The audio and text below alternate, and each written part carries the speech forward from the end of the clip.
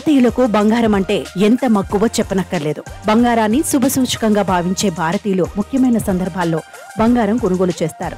కొందరు బంగారాన్ని పెట్టుబడి సాధనంగానూ పరిగణిస్తారు. అయితే అనేక ప్రత్యామ్నాయ పెట్టుబడులు అందుబాటులో ఉన్న నేటి జమానాలో వస్తు రూపంలో ఉన్న బంగారంపై పెట్టుబడి పెట్టడం సరికాదని నిపుణులు చెబుతున్నారు. ఆస్తుల విలువ మార్కెట్ పరిస్థితులను బట్టి హెచ్చుతగ్గులకు లోనవుతుంది. అయితే బంగారానికి ఈ ఒడిదుడుకులు తక్కువని అనేక మంది నమ్ముతారు. అంతేకాదు, అత్యవసర సమయాల్లో నగదుకు ప్రత్యామ్నాయంగా బంగారానికి మించింది లేదనేది కూడా వాస్తవం. అయితే దీర్ఘకాలిక పెట్టుబడిగా బంగారంతో కొన్ని ఇబ్బందులు ఉన్నాయని నిపుణులు చెబుతున్నారు. బంగారు నగలు కొనేవారు బంగారం ధరతో పాటు నగల తయారీ ఛార్జీ కూడా చెల్లించాల్సి ఉంటుంది. ఇది సగటున 10% వరకు ఉంటుంది.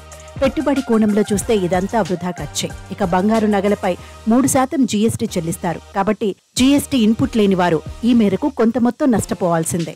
బంగారు నగలు దాచిపెట్టుకోవడం కూడా ఇబ్బందే. వీటిని సాధారణంగా లాకర్లు లేదా ఇంట్లోని సేఫ్లలో దాచిపెడతారు. అయితే ఇళ్లలో దాచుకున్న బంగారం చోరీకి గురయ్యే అవకాశం కొంతవరకైనా ఉంటుంది. జ్యువెలరీ షాపుల్లో కొనే నగల విషయంలో నాణ్యతకు సంబంధించిన సమస్యలు కూడా ఉండొచ్చు. హాల్మార్క్ బంగారాన్ని ఆఫర్ చేస్తున్నారా లేదా అనే సందేహం నిత్యం వేధిస్తుంటుంది. కాబట్టి ఇలాంటి సమస్యల నుంచి తప్పించుకోవాలంటే వస్తు రూపంలో ఉన్న బంగారానికి బదులు గోల్డ్ ఈటీఎఫ్, గోల్డ్ ఫండ్స్ లేదా డిజిటల్ గోల్డ్లో పెట్టుబడులు పెట్టాలని నిపుణులు చెబుతున్నారు.